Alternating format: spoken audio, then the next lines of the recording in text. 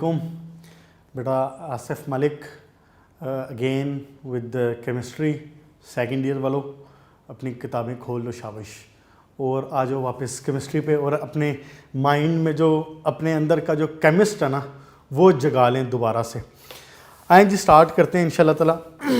बेटा last time हमने page text book का जो पेज 46 है यहाँ तक हमारी बात हुई थी थोड़ी सी, और हमने लास्ट लेक्चर में डिस्कस किया था अक्रंस पे हमारी बात हुई थी। अक्रंस में हमने देखा था कि कार्बन में और सिलिकॉन में क्या क्या उसकी मौजूद हैं, कैसे पाया जाता है ये अर्थ में। अक्रंस ऑफ कार्बन पे हमारी बात हो गई थी। आज हम एक दफ़ा सिलिकॉन को गो थ्रू करते हैं। कार्बन की कौन कौन सी थी जनाब? कार्बन की ओवरऑल 2 टाइप्स हो सकती हैं। किसी भी एलिमेंट की अक्रंस के हवाले से देखा जाए तो 2 हो सकती हैं। क्या? या तो वो कंबाइंड स्टेट में हो सकता है या वो फ्री फॉर्म में हो सकता है। तो आपको पता है कि मोस्टली जो एलिमेंट्स हैं वो कंबाइंड स्टेट में पाए जाते हैं, बहुत कम एलिमेंट है जो फ्री स्टेट में होते हैं। तो carbon is one of those element which is found in the free state in the nature.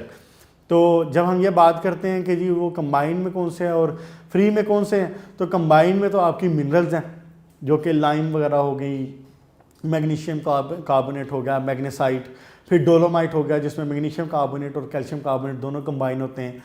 और फिर जब हम फ्री स्टेट में आते हैं तो फ्री स्टेट में उसकी अक्रंस की 2 चीज़ें हो सकती हैं, 2 टाइप्स हो सकती हैं। एक एमॉर्फस हो सकता है, दूसरा क्रिस्टलाइन हो सकता है। क्रिस्टलाइन में डायमंड, ग्रेफाइट, ग्रेफीन, फ्यूरीन एक होता है, फिर आपका बकी बॉल्स, कार्बन नैनो ट्यूब्स, ये सारी आपकी क्रिस्टलाइन फॉर्म थी। फिर जब हम उसमें बात करते हैं एमॉर्फस में, तो एमॉर्फस में हमने डिस्कस किया था कि क्या क्या हो सकता है। वो कार्बन ब्लैक हो सकता है, वो चारकोल हो सकता है, वो कोल हो सकता है। जब हम सिलिका पे आए थे तो फिर हमने सिलिकॉन, अच्छा इसमें ना एक मैं चाहूँगा कि थोड़ी सी एक कन्फ्यूजन आप दूर कर लें क्योंकि ये वर्ड होने हैं बार बार इस्तेमाल। सिलिकॉन क्या होता है देखें ज़रा। सिलिकॉन का मतलब है SI। सिलिकॉन का मतलब SI, simple. Carbon, silicon, germanium, tin lead, याद है ना? एलिमेंट का नाम क्या है? Silicon, SI। जब मैं बात करूंगा सिलिका की, तो silica basically carbon silicon dioxide, SiO2। SiO2 ये क्या है? सिलिका, जो आपका सैंड है, रेत।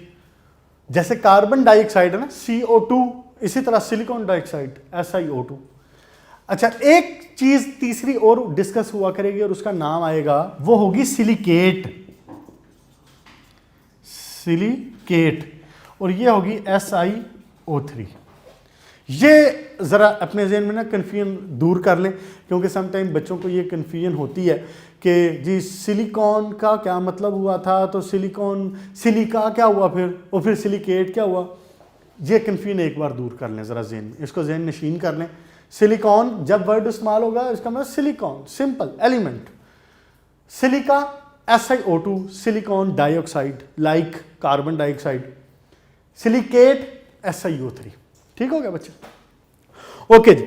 अच्छा हम इसमें बात कर रहे थे इसकी अक्रंस के ऊपर। तो अक्रंस में बेसिकली जो सिलिकॉन है ना,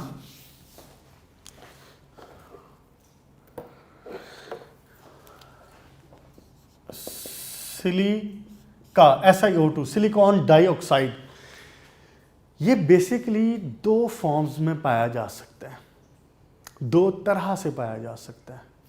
एक हो सकता है वो वेक्टरस, VITEROUS, विट्रस सिलिका हो सकता है। दूसरा वो हो सकता है क्वार्ट्ज।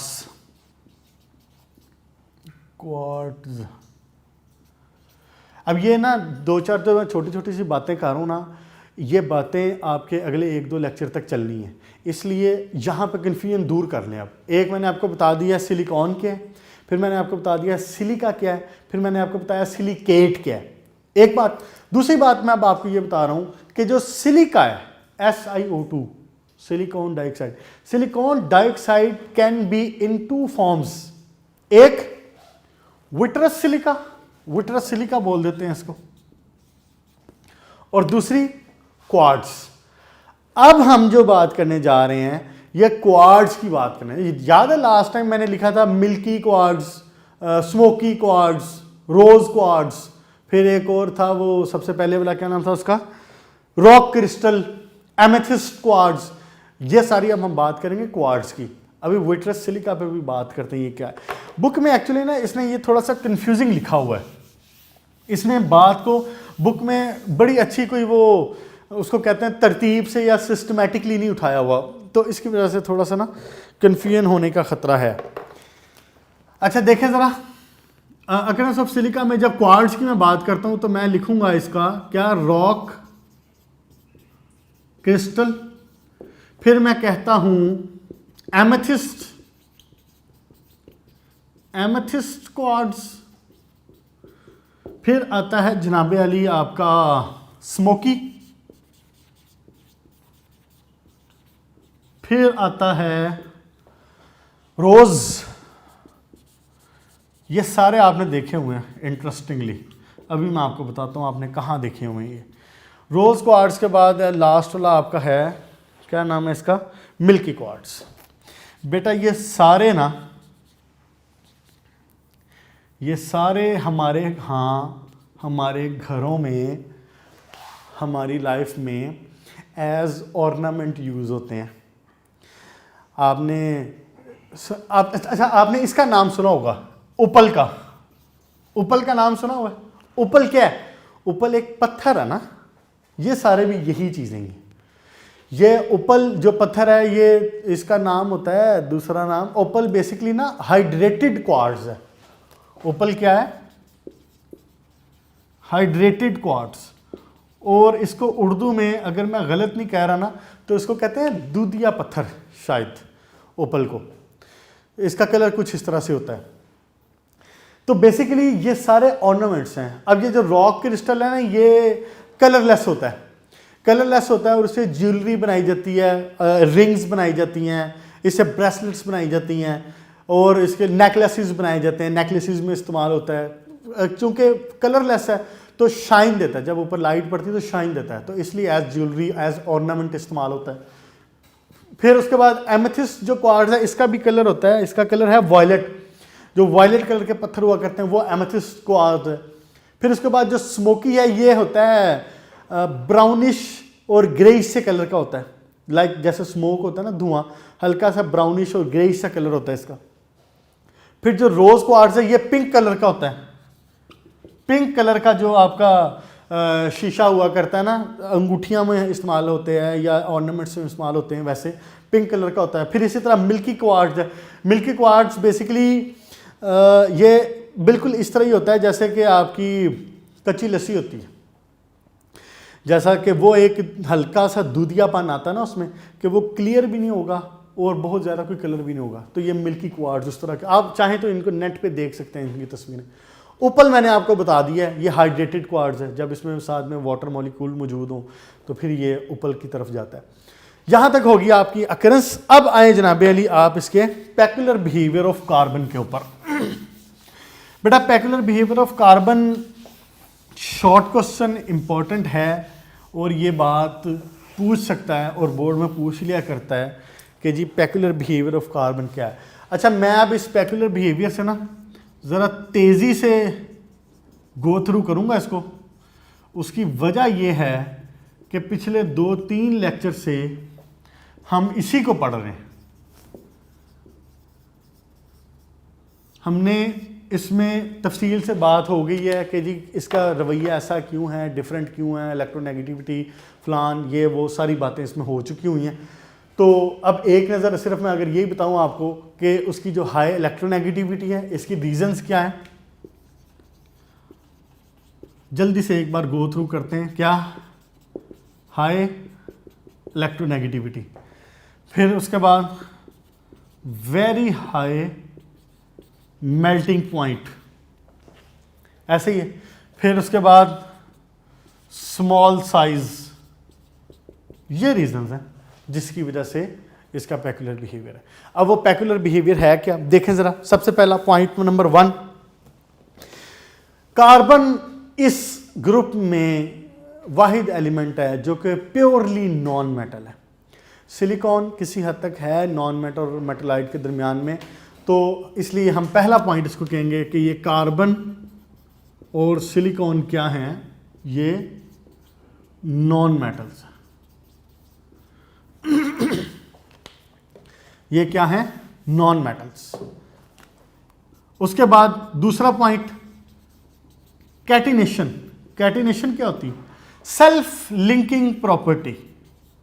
सेल्फ लिंकिंग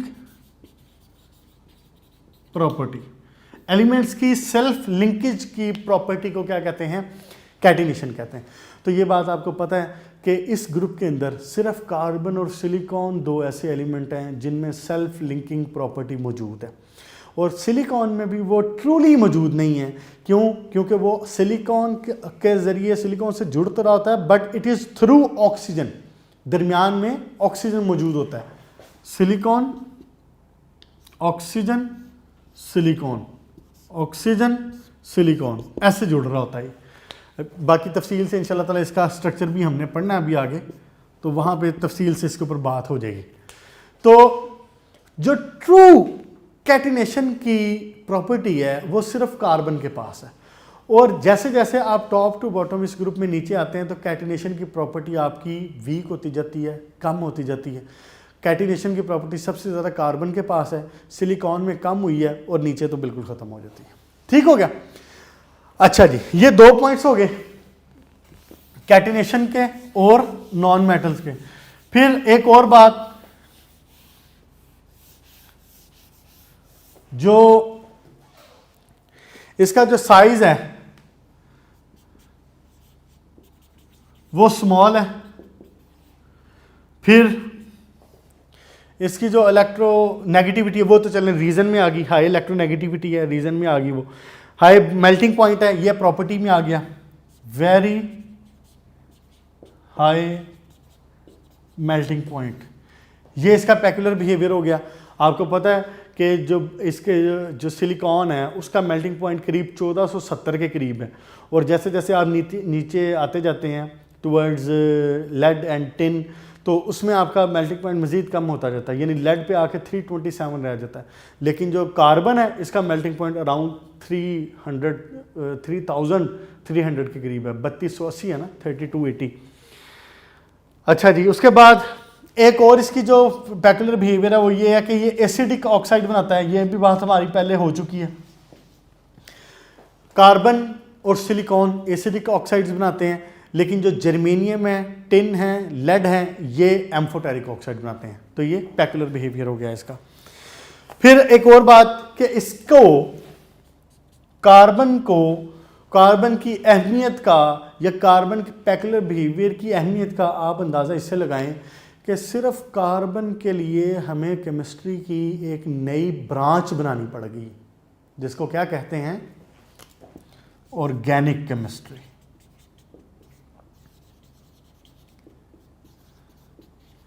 ऐसी है जी, इनकी इसकी कार्बन की इस प्रॉपर्टीज की वजह से, इसके इस पेकुलर बिहेवियर की वजह से, इसके इतने डिफरेंट रवैये की वजह से पूरे जो पीरियोडिक टेबल है उसके 118 117 एलिमेंट एक तरफ और कार्बन अकेला एक तरफ, कि कार्बन और हाइड्रोजन की जो केमिस्ट्री है इनकी कंबाइंड फॉर्म की, हाइड्रोकार्बन्स की, हम इसको ऑर्गेनिक केमिस्ट्री में स्टडी करते हैं। एक नज़र देख लें बेटा पेकुलर बिहेवियर ऑफ कार्बन में क्या क्या बात हुई थी, कि रीज़न क्या है पेकुलर बिहेवियर की, रीज़न क्या है आपकी हाई इलेक्ट्रोनेगेटिविटी, स्मॉल साइज है इसका बिल्कुल। और फिर जब हम आते हैं कि पेकुलर बिहेवियर इसका क्या है, नॉन मेटल है, बाकी सारे इसमें या मेटलाइड हैं या मेटल है।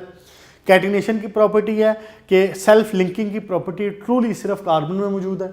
इसका साइज़ एक्स्ट्रा ऑर्डिनरी स्मॉल है, अगर आपको याद हो तो 77 पिकोमीटर है, और बाकी जो सिलिकॉन वगैरह हो गए सारों का करीब 117 120 130 140 के करीब है, तो इसका एक्स्ट्रा ऑर्डिनरी स्मॉल साइज़ है 77। फिर इसका जो मेल्टिंग पॉइंट है वेरी हाई है, ये इसकी एक पेकुलर बिहेवियर है, पेकुलर प्रॉपर्टी है। फिर ये एसिडिक ऑक्साइड बनाया करता है, और बाकी जो जर्मेनियम, टिन और लेड है ये एम्फोटेरिक बनाते हैं, और फिर इसको हम ऑर्गेनिक केमिस्ट्री में सेपरेटली डिटेल से रीड करते हैं। ये हो गया इसका peculiar behaviour.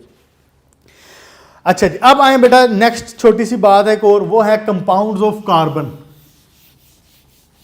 Compound of carbon में दो से तो बड़े अच्छे तरीके से आप वाकिफ हैं, और हमने डिस्कस भी मेनली वही दो ही करने हैं। कंपाउंड्स ऑफ कार्बन, हाँ जी, कौन कौन से हैं जनाब? एक तो है आपका कार्बन मोनोऑक्साइड, मोनोऑक्साइड, फिर कार्बन डाइऑक्साइड, फिर कार्बन सब ऑक्साइड। कार्बन मोनोऑक्साइड को लिखा जाता है CO, कार्बन डाइऑक्साइड को लिखा जाता है CO2, और इसको लिखा जाता है C3O2। आपने इन दोनों का नाम तो मोस्ट कॉमनली और फेमसली सुना हुआ है, कार्बन मोनोऑक्साइड, कार्बन डाइऑक्साइड का। इसका नाम आपने ज़्यादा नहीं सुना हुआ, कार्बन सब ऑक्साइड का। पहले बात भी इसी पे कर लेते हैं क्योंकि इसकी छोटी सी बात है, ये ख़त्म हो जाएगी, फिर हम मोनोऑक्साइड और डाइऑक्साइड का स्ट्रक्चर डिस्कस कर लेंगे। एक्चुअली कार्बन सब ऑक्साइड में ऑक्सीजन के ऊपर जो ऑक्सीडेशन स्टेट होती है ना, ये होती है -1.5 ऑक्सीडेशन स्टेट। ये क्या है? Oxidation state of oxygen. आपको याद है ना, हमने पहले बात की है नॉर्मल ऑक्साइड -2, उसके बाद पर ऑक्साइड -1, फिर हमारी बात हुई है सुपर ऑक्साइड जिसमें -1/2 आता है। और मुझे याद है कि मैंने एक लास्ट लेक्चर जो हुआ था आपका, जिसमें क्वेश्चन आंसर का सेशन हुआ था, मैंने बड़ी तफसील से इसकी जो तीनों ऑक्सीडेशन स्टेट हैं इन पे बात हो गई थी हमारी। तो एक चौथी ऑक्सीडेशन स्टेट है जिसमें -1.5 के करीब होती है इसकी ऑक्सीडेशन स्टेट। तो ये इसकी बहुत ज़्यादा इंपॉर्टेंस नहीं है, इसीलिए इसको पढ़ा भी नहीं जाता। इंडस्ट्री में इसका स्मॉल थोड़ा सा कोई यूज़ है इसका, बाकी और इसमें कोई लेने देने वाली बात नहीं है। हाँ चलिए एक इन्फॉर्मेशन इसमें दे देता हूँ कि C3O2 का जो स्ट्रक्चर है ना वो इस तरह का हुआ करता है। C3O2 ये देखें, C3O2 ये स्ट्रक्चर होता है इसका। देखें 3 कार्बन, ये कार्बन 4 बॉन्ड बना रहा है, 2 इस कार्बन के साथ, 2 इस ऑक्सीजन के साथ सेटिस्फाई। ये कार्बन भी 4 बॉन्ड बना रहा है, ये कार्बन भी 4 बॉन्ड बना रहा है, 2 इस ऑक्सीजन के साथ, 2 इस कार्बन के साथ, ये ऑक्सीजन भी सेटिस्फाई, ये ऑक्सीजन भी सेटिस्फाई। C3O2 ये स्टेबल है, C3O2 स्टेबल होता है। तो ये इसका स्ट्रक्चर हुआ करता है, बाकी इसमें मजीद इंफॉर्मेशन की जरूरत नहीं है। अब हम स्टार्ट करते हैं स्ट्रक्चर ऑफ कार्बन डाइऑक्साइड और स्ट्रक्चर ऑफ कार्बन मोनोऑक्साइड। इसके ऊपर अब हमने बात करनी है, ज़रा इसको देखते हैं। कार्बन मोनोऑक्साइड का स्ट्रक्चर क्या होता है जनाब याली? बेटा कार्बन मोनोऑक्साइड में, जैसे कि आप पढ़े लिखे बच्चे हैं और आप खुलती आंखों देखती आंखों से ये देख भी सकते हैं कि कार्बन एक है और एक ऑक्सीजन है। कार्बन और ऑक्सीजन में अब जो अपेरेंटली जो बात इसमें बनती है वो तो बनती है ये, यानी इसका जो स्ट्रक्चर है वो कैसा होगा, वो अपेरेंटली लगता है कि ऐसा होगा कि कार्बन और ऑक्सीजन, ना ऑक्सीजन 2 बॉन्ड बनाता है, तो ऑक्सीजन ने 2 बॉन्ड बना लिए और कार्बन ने 2 बॉन्ड बना लिए, एक कार्बन है और एक ऑक्सीजन है। लेकिन मसला ये है कि अगर ये स्ट्रक्चर बनाया जाए तो कार्बन की स्टेबिलिटी नहीं होती इसमें कार्बन स्टेबल नहीं है, कार्बन के 4 बॉन्ड पूरे नहीं बनते ना। यहां पे फिर मामला ये बनता है कि ऑक्सीजन कुर्बानी देता है। ऑक्सीजन क्या करता है? ऑक्सीजन एक और यहां पे कोऑर्डिनेट कोवलेंट बॉन्ड बनाता है। ये मैंने अच्छे तरीके से इसको हाईलाइट कर दिया। एरो का क्या मतलब है? एरो का मतलब है कोऑर्डिनेट कोवलेंट बॉन्ड। अब मुझे आपको 9वीं वाला टॉपिक बताने की ज़रूरत तो नहीं है कि आपके कोवलेंट बॉन्ड क्या होते हैं और कोऑर्डिनेट कोवलेंट बॉन्ड क्या होते हैं। चलें, अगर बताने की ज़रूरत है भी तो मैं शॉर्टली बता देता हूँ। कोवलेंट बॉन्ड क्या होता है? जिसमें इलेक्ट्रॉन्स की शेयरिंग हो रही हो दोनों तरफ से। When both elements are sharing their electrons, covalent bond will be formed. तो कोवलेंट बॉन्ड में आपको पता है सिंगल, डबल, ट्रिपल, वो टाइप्स इसकी मौजूद होती हैं, 3। कोऑर्डिनेट कोवलेंट बॉन्ड में क्या हो रहा होता है? जब दोनों एलिमेंट्स में से कोई एक एलिमेंट अपना जो इलेक्ट्रॉन पेयर है ये पूरे का पूरा डोनेट कर रहा हो। कोवलेंट बॉन्ड में एक ऑक्सीजन ने दिया, एक कार्बन ने दिया। ये कार्बन है, एक इलेक्ट्रॉन इसका आया। ये ऑक्सीजन है, एक इलेक्ट्रॉन इसका आया, तो ये बन गया सिंगल कोवलेंट बॉन्ड। एक इलेक्ट्रॉन इसका मजीद आया, एक इलेक्ट्रॉन इसका मजीद आया, ये बन गया डबल कोवलेंट बॉन्ड। एक उसने शेयर किया, एक ऑक्सीजन ने शेयर किया, कोवलेंट बॉन्ड बन गया। कोऑर्डिनेट कोवलेंट बॉन्ड में क्या होता है कि ऑक्सीजन अपना जो इलेक्ट्रॉन पेयर है, जो उसके पास लोन पेयर मौजूद हैं, उनमें से एक lone pair as a whole पूरे का पूरा डोनेट करे कार्बन को। इसलिए फिर हम उसको शो करते हैं एरो से। और एरो से शो करने का क्या मतलब है कि इलेक्ट्रॉन पेयर इज सोलली, यानी अकेला electron pair is solely being donated from the oxygen to the carbon. That's why this arrow key is spotted here. इसका मतलब कि ऑक्सीजन ने कोऑर्डिनेट कोवलेंट बॉन्ड बनाया। अब अगर आप नोटिस करें तो अब आपके ऑक्सीजन की भी वैलेंसीज पूरी हैं, स्टेबल है, और कार्बन भी स्टेबल है। कार्बन के पास कोऑर्डिनेट कोवलेंट, ये कोवलेंट बॉन्ड बनाने के बाद 2 इलेक्ट्रॉन्स की कमी थी ना, वो यहाँ से पूरी होगी कोऑर्डिनेट कोवलेंट बॉन्ड से, और इसका ये स्ट्रक्चर बन गया। बेटा ये स्ट्रक्चर शॉर्ट क्वेश्चन में पूछ लेता होता है, structure of carbon monoxide, structure of carbon dioxide. Carbon dioxide वाला तो इंतहाई आसान है, ये वाला ज़रा डिफरेंट इस हवाले से है कि इसमें जो कोऑर्डिनेट कोवलेंट बॉन्ड है ये बन रहा होता है।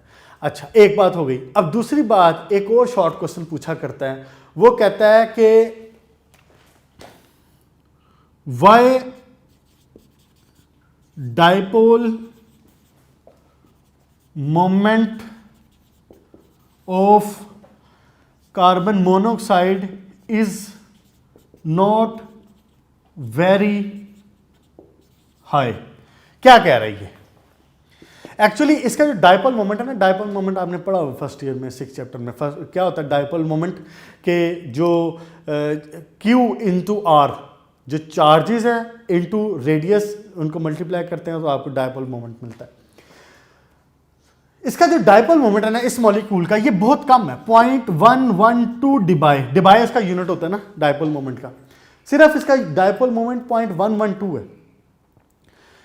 एक्चुअली क्वेश्चन अराइज क्यों आई है? ये क्वेश्चन अराइज इसलिए हुआ कि हम देखते हैं कि हमें एक एलिमेंट नजर आ रहा है कार्बन, और दूसरा एलिमेंट नजर आ रहा है ऑक्सीजन। कार्बन की जो इलेक्ट्रोनेगेटिविटी है ये ऑक्सीजन से कम है, तो there should be high dipole moment. ऐसा होना चाहिए था कि ऑक्सीजन इलेक्ट्रॉन पेयर्स को अपनी तरफ खींच लेता और इसका जो डाइपोल मोमेंट है ये ज्यादा होता। इट शुड बी देयर, ऐसा होना चाहिए था। लेकिन जब हमने प्रैक्टिकली देखा तो हमें पता चला कि इस मॉलिक्यूल का तो डाइपोल मोमेंट बहुत कम है, इसका डाइपोल मोमेंट सिर्फ 0.112 है। तो यहां से फिर क्वेश्चन राइज हुआ है कि इसका डाइपोल मोमेंट कम क्यों है? इसका जवाब है formation of coordinate covalent bond.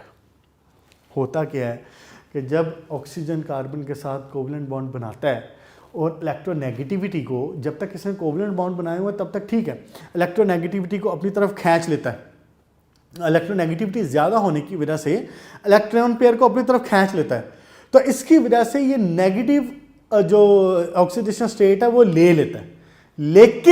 लेकिन उसके बाद ये क्या करता है, ये कोऑर्डिनेट कोवलेंट बॉन्ड बनाने की वजह से इलेक्ट्रॉन डेंसिटी वापस कार्बन को डोनेट करता है। इसलिए अब मैं यहां पे एरो दोबारा ड्रॉ कर रहा हूं। क्लियर होगी बात? जब इसने दोनों सिंगल बॉन्ड बनाए हैं, दोनों यानी डबल कोवलेंट बॉन्ड बनाया है, तो इसने काम किया है, ठीक किया है। इलेक्ट्रोनेगेटिविटी ज़्यादा है, इसने इलेक्ट्रॉन पेयर अपने ऊपर खींच लिया, इलेक्ट्रॉन डेंसिटी को ले लिया। लेकिन उसके बाद वो क्या कर रहा है कि वो अपना इलेक्ट्रॉन पेयर अल्लाह वास्ते और इसको कार्बन को डोनेट कर रहा है, कोऑर्डिनेट कोवलेंट बॉन्ड बना रहा है।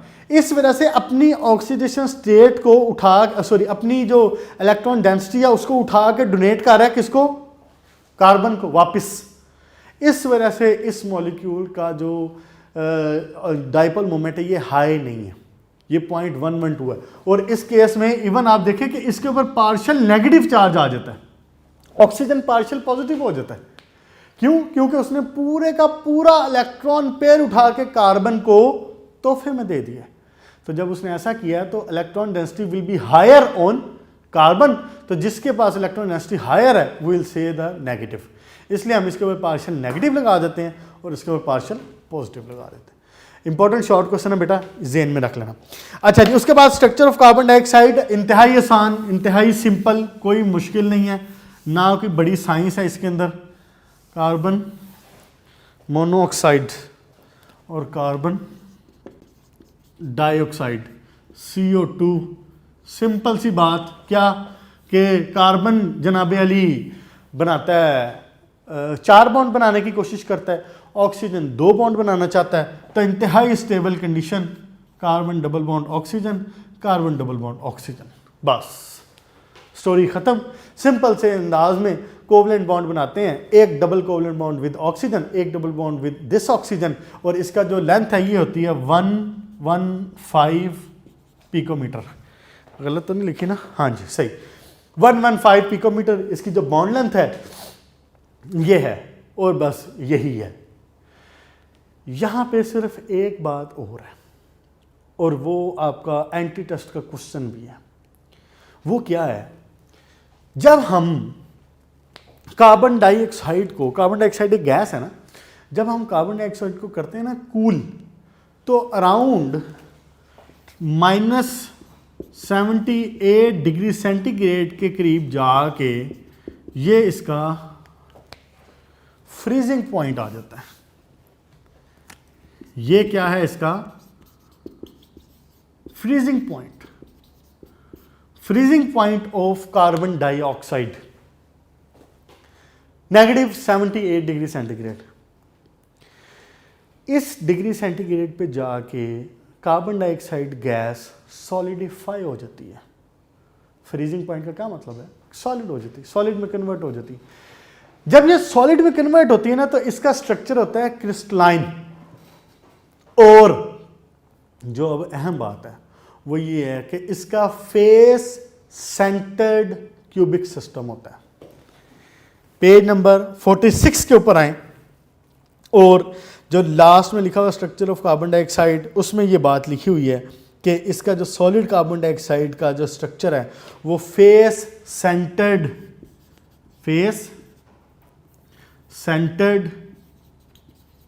क्यूबिक सिस्टम होता है। याद है फेस सेंटर्ड क्यूबिक सिस्टम क्या था? वो सिंपल यही था बेटा कि ये एक क्यूब है और ये मुकम्मल तौर पे एक क्यूब है, ये आपस में यूं अटैच ऐसे, फर्स्ट ईयर में पढ़ के आए हो ना। तो क्या था इसमें कि CO2 का एक मॉलिक्यूल, पूरे का पूरा मॉलिक्यूल CO2 एक लगा होगा इस कॉर्नर में, फिर एक लगा होगा इस कॉर्नर में, फिर एक लगा होगा इस कॉर्नर में, फिर एक लगा होगा इस कॉर्नर में। CO2 CO2 CO2 CO2। अच्छा, अब अगली क्या बात थी? अगली बात थी कि उसका फेस के सेंटर में भी CO2 होगा। ये देखें सर, ये एक फेस है, ये इस फेस के सेंटर में ये CO2, ये मैंने मार्क कर दिया। ये फेस का सेंटर कार्बन डाइऑक्साइड, ये बैक साइड के फेस का सेंटर ये कार्बन डाइऑक्साइड, ये इधर के फेस का सेंटर CO2, ये नीचे के फेस का सेंटर CO2, और ये आगे के फेस का सेंटर सामने वाले का CO2। क्लियर हो गया बेटा? कोई इशू है इसमें? आपने NaCl का स्ट्रक्चर, आपने आयोडीन का स्ट्रक्चर, आपने सारे पढ़े हुए हैं, वहाँ पे इनकी बात तफसीलन हुई है। मैं सिर्फ आपको एक रिवाइज दिया है, इसका रिव्यू दिया है। क्या होता है कि हर फेस के सेंटर में CO2 लगा हुआ है। तो ये एक ज़रा इंपॉर्टेंट क्वेश्चन है, एंटी टेस्ट के हवाले से भी इसको जेहन में रखें, इसकी लेंथ को जेहन में रखें, ये 115 पिकोमीटर को। बस यहाँ तक ये होगी बात। उसके बाद बेटा नेक्स्ट है ऑक्साइड्स ऑफ सिलिकॉन।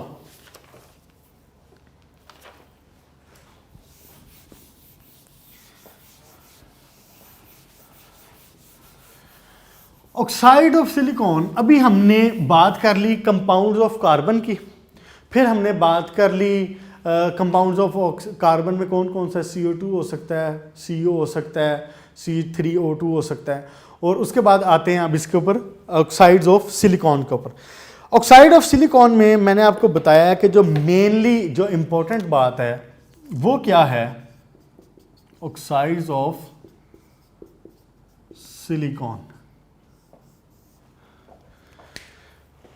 यानी कि SiO2 सिलिका जिसको बोल रहे थे। तो अभी मैंने आपको बताया था कि silica can be of 2 shapes, या तो वो हो सकता है विट्रस या वो हो सकता है quartz. Vitreous silica amorphous form है, क्वार्ट्ज सिलिका क्रिस्टलाइन फॉर्म है। Amorphous, quartz, crystalline.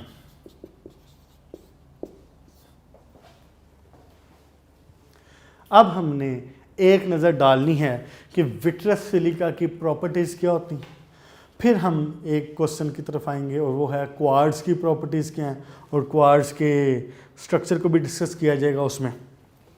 आज इसको यहाँ तक रखें, इसको अच्छे तरीके से कर लें। आज जो हमने चीज़ें पढ़ी हैं उसके अंदर बातें हैं छोटी छोटी सी, लेकिन वो इम्पोर्टेंट हैं। सबसे पहले आपका पैक्युलर बिहेवियर ऑफ कार्बन, जो अकरेंस ऑफ सिलिकॉन थी वो हुआ, फिर पैक्युलर बिहेवियर ऑफ कार्बन हो गया, फिर कंपाउंड ऑफ सिलिकॉन और कंपाउंड ऑफ कार्बन में हमने कंपाउंड ऑफ कार्बन डिस्कस किए, कार्बन मोनोऑक्साइड, उसका स्ट्रक्चर देख लिया, CO2 का स्ट्रक्चर देख लिया, और इन दोनों को लिहाज से शॉर्ट क्वेश्चन और MCQs के लिहाज से वो मैंने आपको बता दिया, एंटी टेस्ट के हवाले से वो बात हो गई। अब हम ऑक्साइड ऑफ सिलिकॉन को इंशाल्लाह ताला नेक्स्ट लेक्चर में शुरू करेंगे। नेक्स्ट लेक्चर में शुरू करते हैं इसको, और फिर इंशाल्लाह ताला इसको जो है ना, इसमें क्वार्ट्ज का स्ट्रक्चर भी नेक्स्ट लेक्चर में इंशाल्लाह ताला इसको वाइंड अप कर देंगे। ठीक है बेटा, यहाँ तक रखें इसको। अपना ख्याल रखें, अपने घर वालों का ख्याल रखें, नमाज की तरफ थोड़ा सा ध्यान अपना तवज्जो रखा करें, कोशिश किया करें ज़रूर कि 5 नमाज़ें पढ़ें। आजकल तो घर में आप वैसे ही वेले हैं और कोई काम भी नहीं है। सिर्फ़ आजकल हमें अगर नमाज़ पढ़ने से कोई चीज़ रोक सकती है तो वो हमारी ज़ाती सुस्ती है।